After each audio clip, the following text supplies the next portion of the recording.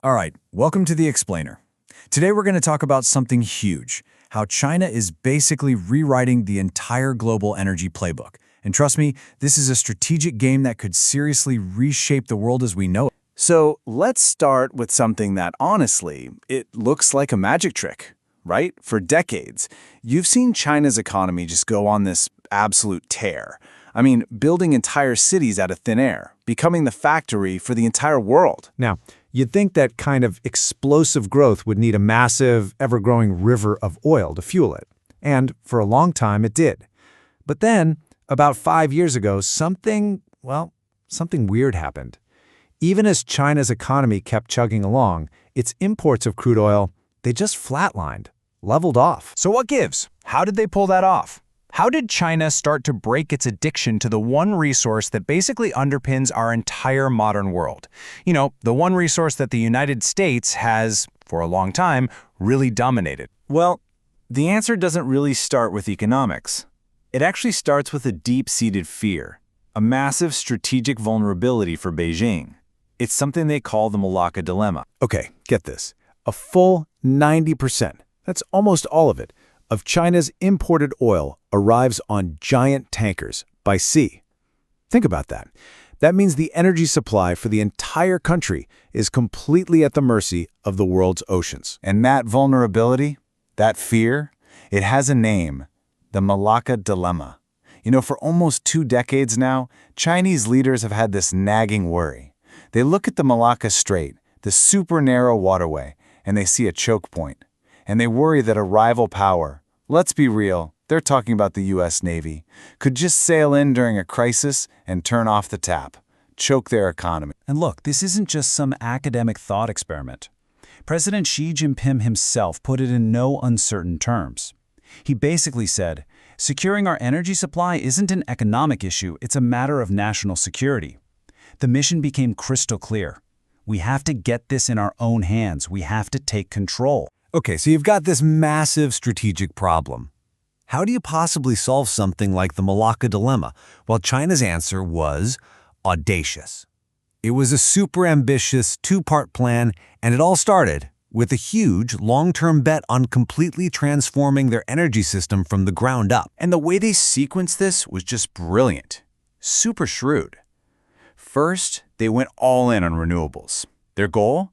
To become a renewable energy superpower, building the world's biggest wind and solar farms so they could generate their own power. And only after they had that foundation in place did they slam the accelerator on the electric vehicle revolution. And believe me, when they decided to push, they pushed hard. To get this EV market off the ground, the government has poured in a staggering amount of cash. We're talking over $200 billion in support over the last 15 years or so. That's subsidies, tax breaks, you name it, everything to fuel this industry. So what did all that money buy them? A complete and total transformation. It's pretty incredible. Today, get this, 7 out of every 10 EVs sold anywhere on the planet are made in China. I mean, they didn't just catch up. They went from being a follower to the absolute, undisputed world leader. And here's the thing, it's not just about building the cars. That's only half the battle. They built the entire ecosystem to support them. I mean, just look at the public charging infrastructure. It's not even a fair fight. The scale is just staggering. By doing this, they made owning an EV a totally practical, everyday reality for millions of people.